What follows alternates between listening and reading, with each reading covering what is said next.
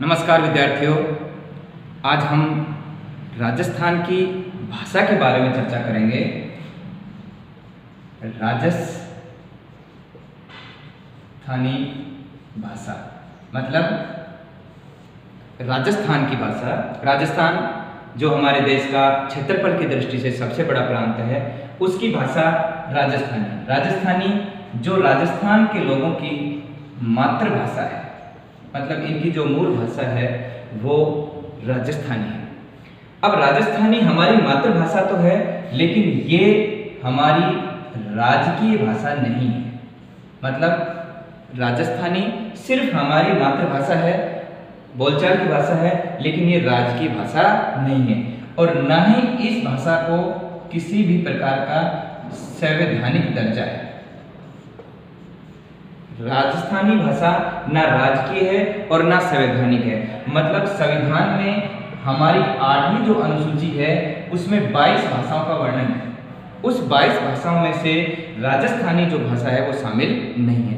हालांकि इसके बोलने वाले लगभग 8 करोड़ के आसपास हैं और इसे ये प्रयास भी किए जा रहे हैं कि राजस्थानी भाषा को संवैधानिक दर्जा मिले, उसे भी 8वीं अनुसूची में शामिल किया जाए, लेकिन अभी तक राजस्थानी को उस 8वीं अनुसूची में शामिल नहीं किया गया है। अब राजस्थानी भाषा न तो राजकीय है और न संवैधानिक भाषा है, तो फिर है क्या? राजस्थानी जो भाषा है वो हमारी मायड़ भाषा है, या जिसे हम कहें बोलचाल की भाषा। बोलचाल की भाषा है राजस्थानी। अब राजस्थान की बोलचाल की भाषा तो राजस्थानी है, फिर राजस्थान का राजकाज मतलब प्रशासन के काम, शासन के काम, राज्य के काम किस भाषा से होते हैं? तो हमारी जो राजकीय भाषा है वो क्या है? हिंदी। मतलब हमारे जो शासन प्रशासन के काम हैं, जो राज्य के काम हैं, वो तो हिंदी में ही होते हैं, लेकिन हमारी जो बोलचाल की भाषा है वो है राजस्थानी। अब देखो दोनों में क्या डिफरेंस है। हिंदी की लिपि है देवनागरी, जबकि राजस्थानी की लिपि है मुड़िया लिपि, या जिसे हम कहें महाजनी लिपि, या जिसे हम कहें बनियावटी लिपि, मतलब बनियाओं की लिपि। मतलब राजस्थानी भाषा की जो लिपि है वो हम उसे चाहे मुड़िया कहें, चाहे महाजनी कहें, चाहे बनियावटी कहें, एक ही बात है। मतलब ये वो भाषा है, इसकी ये लिपि ये मुख्यतः बनियों के द्वारा काम में ली जाती है। जैसे हम किसी बनिए के पास सामान लेने जाते हैं और अगर उधार का एंट्री वो करता है तो इस लिपि में वो इस प्रकार से करता है, पहले यूं लाइन खींचेगा और फिर कुछ इस तरीके से यूं अक्षर ऐसे, मतलब यूं मुड़े हुए से अक्षर, और इसलिए इसको हम बोलते हैं मुड़िया लिपि या महाजन बनिया लिपि या बनियावटी लिपि। जबकि हिंदी की जो लिपि है वो है देवनागरी। मतलब राजस्थानी की लिपि मुड़िया, महाजनी या बनियावटी और हिंदी की लिपि देवनागरी। हिंदी दिवस मनाया जाता है 14 सितंबर और राजस्थानी दिवस मनाया जाता है, ध्यान रखना, 21 फरवरी। मतलब वैलेंटाइन डे के ठीक अगले वीक, एक सप्ताह बाद 14 फरवरी को मनाया जाता है वैलेंटाइन डे। 21 फरवरी को राजस्थानी दिवस मनाया जाता है। 14 सितंबर हिंदी दिवस। अब ये प्रश्न नहीं पूछेगा आपके कंपटीशन में हिंदी दिवस कब मनाया जाता है, लेकिन हमें क्योंकि राजस्थानी दिवस बताना है इसलिए हमने इसको बताया है कि राजस्थानी दिवस 21 फरवरी को मनाया जाता है। अब हम बात करते हैं कि राजस्थानी जो भाषा है इसका सबसे पहली बार किसके द्वारा इसको ये नाम या पहली बार इसको काम में लिया गया राजस्थानी के रूप में? देखो, इसका जो प्राचीनतम नाम है वो है मरु भाषा। मतलब राजस्थानी भाषा का सबसे प्राचीनतम नाम मरु भाषा। उसके बाद मारवाड़ी और उसके बाद राजस्थानी। मतलब सबसे पहले मरु भाषा, फिर इसका विकास मारवाड़ी के रूप में और फिर राजस्थानी में। देखो मरु भाषा, एक लेखक हुए हैं उद्योतन सूरी और उन्होंने एक पुस्तक लिखी है कुवल्यमाला। कुवल्यमाला उन्होंने ग्रंथ लिखा, उद्योतन सूरी ये जालौर के रहने वाले थे और 8वीं सदी में 758 ईस्वी में इन्होंने उद्योतन सूरी ने पुस्तक लिखी कुवल्यमाला और इस पुस्तक में उन्होंने 18 देसी भाषाओं का वर्णन किया है और उन 18 देसी भाषाओं में से एक भाषा क्या है? मरु भाषा।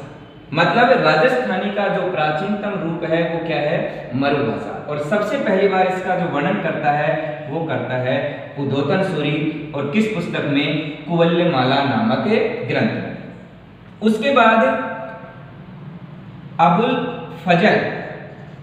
फजल जो अकबर के दरबार में थे, वो पुस्तक लिखते हैं आइन ए अकबरी और एक पुस्तक और है कुशल लाभ की पिंगल शिरोमणि।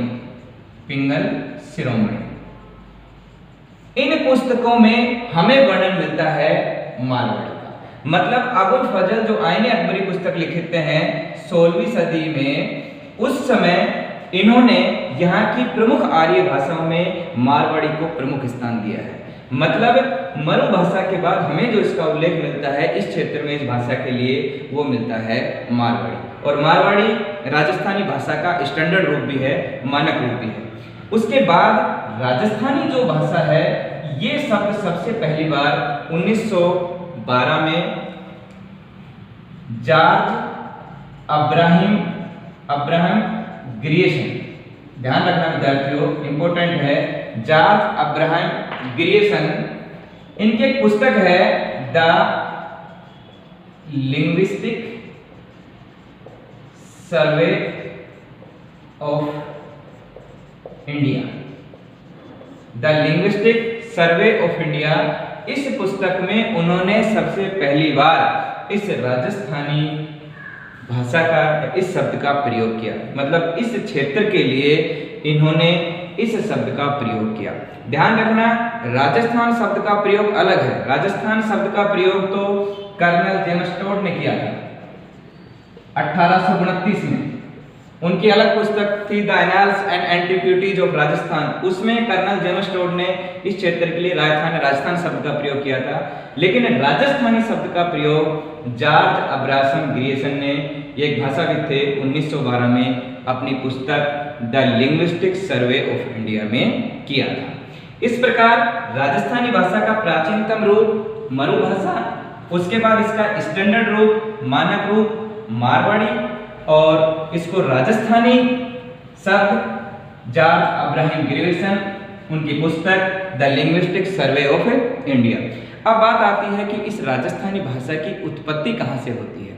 इसको अलग अलग विद्वान अलग अलग बताते हैं कि भाई इसकी उत्पत्ति कहाँ से हुई, लेकिन जो मानने वाली बात है वो ये है कि इसकी उत्पत्ति अपभ्रंश के रूप में हुई है। मतलब चाहे वो नागरी अपभ्रंश हो या सौरसेनी अपभ्रंश हो, लेकिन इसकी उत्पत्ति अपभ्रंश, अपभ्रंश का मतलब कि मूल भाषा न होकर, मतलब मूल भाषा से अलग से हुई है इसकी। अब देखो हम इसका वंशवृक्ष देखते हैं, किस प्रकार इसकी उत्पत्ति हुई है। जैसे सबसे पहले हम देखते हैं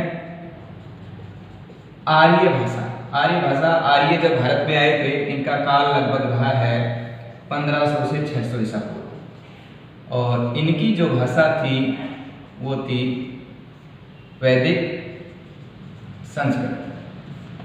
आर्य जो लोग आए थे भारत में, उसके बाद इनसे पाली और संस्कृत बोलचाल की भाषाएं निकली, क्योंकि वैदिक संस्कृत जो आम बोलचाल की भाषा थी उससे अलग होती थी। पाली से फिर सौरसेनी प्राकृत,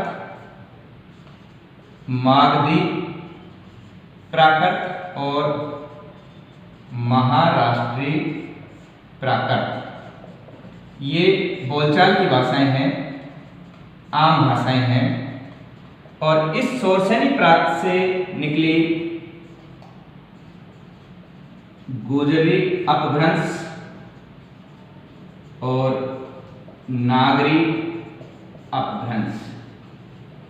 हम ये पढ़ रहे हैं राजस्थानी भाषा का वंशवृत्त। सबसे पहले आर्य भाषा, फिर वैदिक संस्कृत, फिर पाली और संस्कृत, फिर पाली से सौरसेनी प्राकृत, मागधी प्राकृत, महाराष्ट्री प्राकृत, फिर सौरसेनी प्राकृत से गुजरी अपभ्रंश और नागरी अपभ्रंश। इसी गुजरी अपभ्रंश से होती है राजस्थानी भाषा की उत्पत्ति। मतलब सौरसेनी प्राकृत के गुजरी अपभ्रंश से राजस्थानी भाषा की उत्पत्ति मानी जाती है। इसकी जो उत्पत्ति है वो किससे मानी जाती है? गुजरी अपभ्रंश से। और अब ये बात अलग है कि अलग अलग विद्वान अलग अलग विचार व्यक्त करते हैं, लेकिन इसका जो सबसे मान्य है वो गुजरी अपभ्रंश है। हम उन विद्वानों के बारे में पढ़ते हैं क्योंकि कंपटीशन में कई बार ये प्रश्न पूछा जाता है। देखो, सबसे पहले जॉर्ज अब्राहम ग्रेसन, जिसने पुस्तक लिखी थी the linguistic survey of India, ये बताते हैं कि राजस्थानी भाषा की जो उत्पत्ति है वो हुई है नागरी अपभ्रंश से। नागरी अपभ्रंश से, ध्यान रखना, न से नागरी अपभ्रंश से। एक विद्वान है डॉक्टर सुनीति कुमार चटर्जी,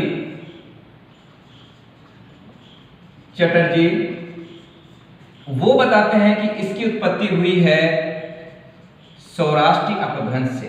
सौराष्ट्री गुजरात वाला अपभ्रंश से ध्यान रखना, सौराष्ट्री अपभ्रंश। एलपी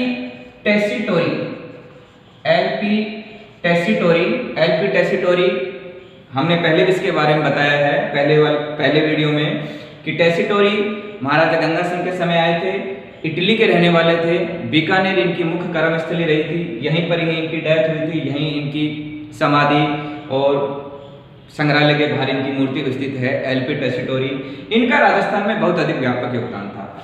ये इस राजस्थानी भाषा की जो उत्पत्ति है वो बताते हैं सौरसेनी अपभ्रंश से। सौरसेनी अपभ्रंश, ऐसे ध्यान रखना, सौरसेनी अपभ्रंश से।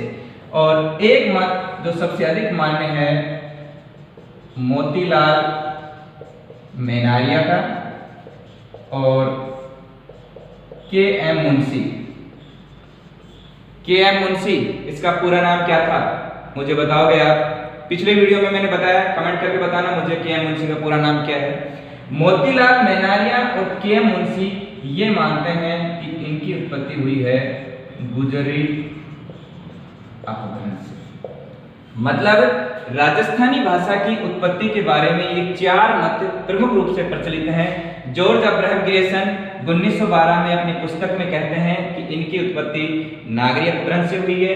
सुनीति कुमार चटर्जी बोलते हैं कि सौराष्ट्री अपभ्रंश से हुई है। एलपी टेसीटोरी कहते हैं कि सौरसेनी अपभ्रंश से, और मोतीलाल मेनारिया और के.एम. मुंशी कहते हैं गुजरी अपभ्रंश से। लेकिन सर्वाधिक जो मान्य मत है वो है गुजरी अपभ्रंश से, कि मतलब राजस्थानी भाषा की जो उत्पत्ति है वो गुजरी अपभ्रंश से हुई है। अब देखो, ये तो इसके मत की बात होगी कि इसकी उत्पत्ति कहां से हुई है। अब आगे चलकर डॉक्टर अब्राहम ग्रेसन अपनी इस राजस्थानी भाषा को वो बताते भी हैं कि किस प्रकार से ये भाषा कहां पर इसको क्या नाम दिया जाता था। इन्होंने अपनी पुस्तक में सबसे पहले वैज्ञानिक विश्लेषण प्रस्तुत किया। वैज्ञानिक विश्लेषण मतलब राजस्थानी भाषा का सर्वप्रथम जो वैज्ञानिक विश्लेषण देते हैं वो कौन देते हैं? Doctor Abraham Grayson. उसके जो पुस्तक थी the linguistic survey of India, उसमें ये राजस्थानी भाषा का वैज्ञानिक विश्लेषण प्रस्तुत करते हैं। और उसमें ये क्या बताते हैं कि राजस्थानी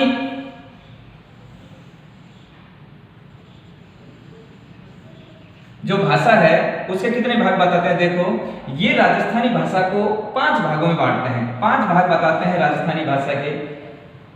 नंबर 1 पर ये बताते हैं पश्चिमी राजस्थानी भाषा, मतलब ये पश्चिमी जो पूरा राजस्थान है यहाँ पर ये भाषा प्रचलित थी। पश्चिमी राजस्थानी भाषा। ये अपना वर्गीकरण बता रहे हैं अपनी पुस्तक में। दूसरे नंबर के बता रहे हैं उत्तर पूर्व राजस्थानी भाषा, मतलब उत्तर और पूर्व इस क्षेत्र में बोली जाने वाली उत्तर पूर्व राजस्थानी भाषा। तीसरा ये वर्गीकरण देते हैं मध्य पूर्व राजस्थानी भाषा। चौथा ये वर्गीकरण देते हैं दक्षिण पूर्व राजस्थानी भाषा। और पांचवा ये बताते हैं दक्षिणी राजस्थानी भाषा। कंपटीशन में इनसे भी प्रश्न पूछा जाता है, ऑप्शन में से कोई भी दे देगा 4 ऑप्शन और पूछेगा इनमें से कौन सा उनसे संबंधित नहीं है। डॉक्टर अब्राहम ग्रेसन ने सबसे पहले वैज्ञानिक विश्लेषण प्रस्तुत किया, 5 प्रकार बताए, पश्चिमी राजस्थानी भाषा, उत्तरी पूर्वी राजस्थानी भाषा, मध्य पूर्व राजस्थानी भाषा, दक्षिणी पूर्व राजस्थानी भाषा और दक्षिणी राजस्थानी भाषा। जबकि इसके उलट एलपी टेसिटोरी जो मैंने अभी बताया इटली के थे, उन्होंने सिर्फ 2 ही इसके वर्गीकरण पेश किए, एक पश्चिमी राजस्थानी भाषा और एक पूर्वी राजस्थानी भाषा। मतलब राजस्थान का ये वाला जो इलाका था इसमें पश्चिमी राजस्थानी भाषा और जो इधर वाला इलाका था ये पूर्वी राजस्थानी भाषा। विद्यार्थियों, वैसे अलग अलग मोतीलाल मेहनारिया भी अपना अलग मत प्रस्तुत करते हैं, लेकिन सभी विद्वानों को अगर हम ध्यान में रखें तो सिंपल सी भाषा में हम राजस्थानी भाषा के 2 ही वर्गीकरण करते हैं, एक पश्चिमी राजस्थानी भाषा और दूसरी पूर्वी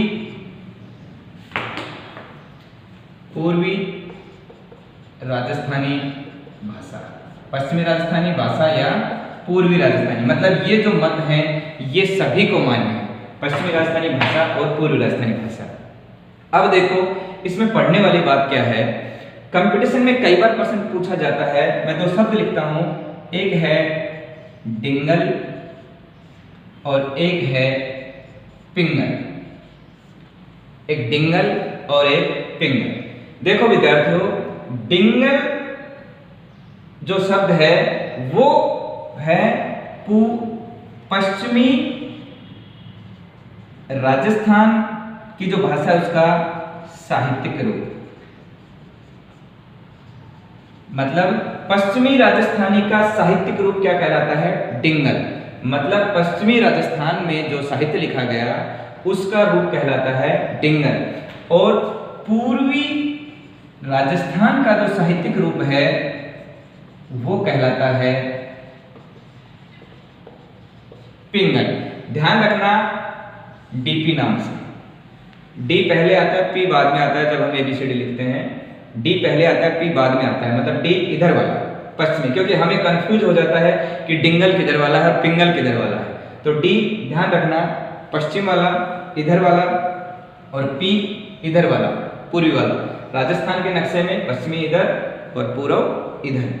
ये पश्चिमी राजस्थान का साहित्यिक रूप कहलाता है डिंगल और पूर्वी राजस्थानी का साहित्यिक रूप कहलाता है पिंगल। इस साहित्य की रचना की गई थी चारण जाति द्वारा। मतलब डिंगल साहित्य की जो रचना है वो की गई है चारणों के द्वारा, जबकि पिंगल जो साहित्य है उसकी रचना की गई है भाटों के द्वारा। भाट भी एक जाति होती है, चारण भी एक जाति होती है। इसकी रचना चारणों के द्वारा और इसकी रचना भाटों के द्वारा। तीसरी बात, डिंगल जो साहित्य है इस पर प्रभाव है मारवाड़ी भाषा। मारवाड़ का इस पर प्रभाव है डिंगल पर, क्योंकि पश्चिमी राजस्थान का ही है। जबकि इस पर प्रभाव है ब्रज भाषा का। ब्रज भाषा जो बोली जाती है भरतपुर और धौलपुर, यूपी से लगते हुए इलाके ब्रज भाषा। इस ब्रज भाषा का प्रभाव है पिंगल पर और मारवाड़ी भाषा का प्रभाव है डिंगल पर। या मैं और बताऊं कि डिंगल का, जैसे डिंगल की एक लिखी हुई प्रसिद्ध पुस्तक है डिंगल शैली में वेली कृष्ण रुक्मणीरी। वेली कृष्ण रुक्मणीरी ये एक प्रसिद्ध पुस्तक है और इसके लेखक हैं पृथ्वीराज राठौड़। बहुत फेमस पुस्तक है वेली कृष्ण रुक्मणेरी। ये कृष्ण भगवान की जो पत्नी है रुक्मणी, उसके बारे में वर्णन है। इस पृथ्वीराज राठौड़, ये पृथ्वीराज राठौड़ बीकानेर नरेश कल्याणमल के पुत्र थे। कल्याणमल के पुत्र थे ये, या राय सिंह के भाई पृथ्वीराज राठौड़ बीकानेर के थे। इन्होंने ये पुस्तक लिखी थी वेली कृष्ण रुक्मणेरी, और इस पुस्तक को मतलब डिंगल भाषा का सर्वश्रेष्ठ ग्रंथ माना जाता है।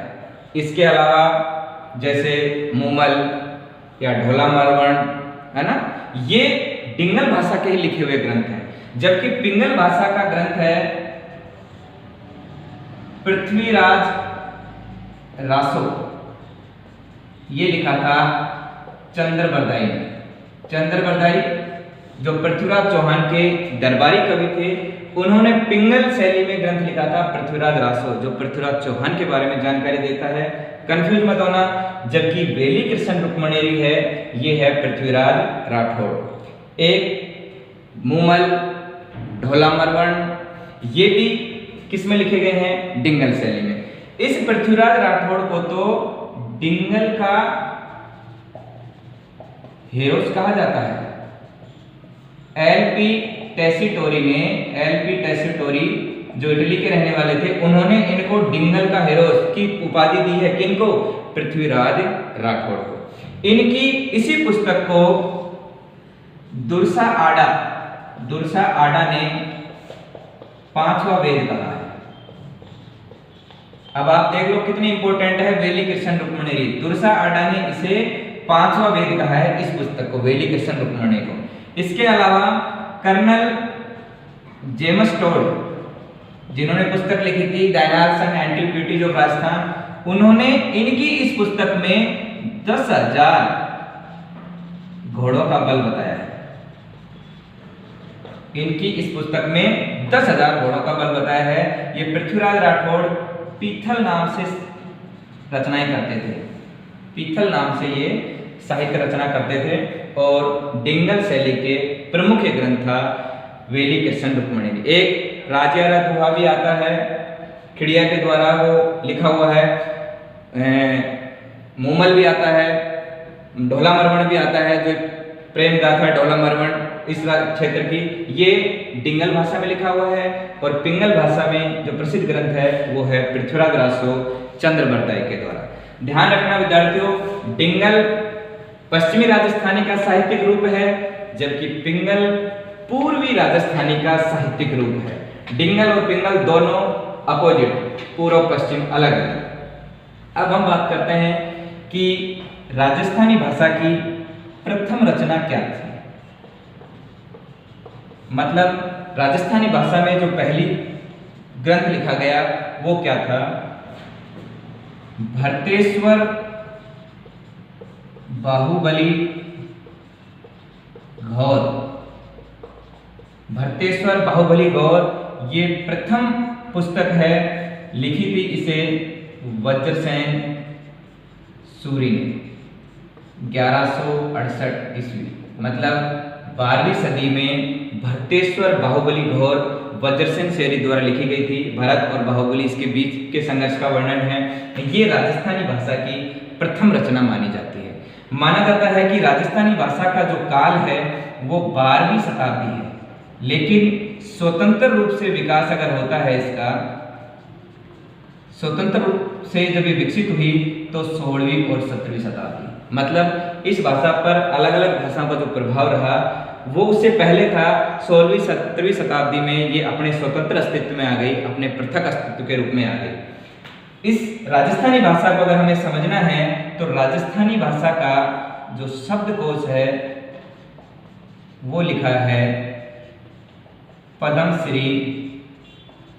श्री सीताराम लालस है, जिसे राजस्थान की मसाल भी कहते हैं। सीताराम लालस पद्म श्री ने दिया गया है। पद्म श्री सीताराम लालस के द्वारा राजस्थानी शब्दकोश की रचना की गई है।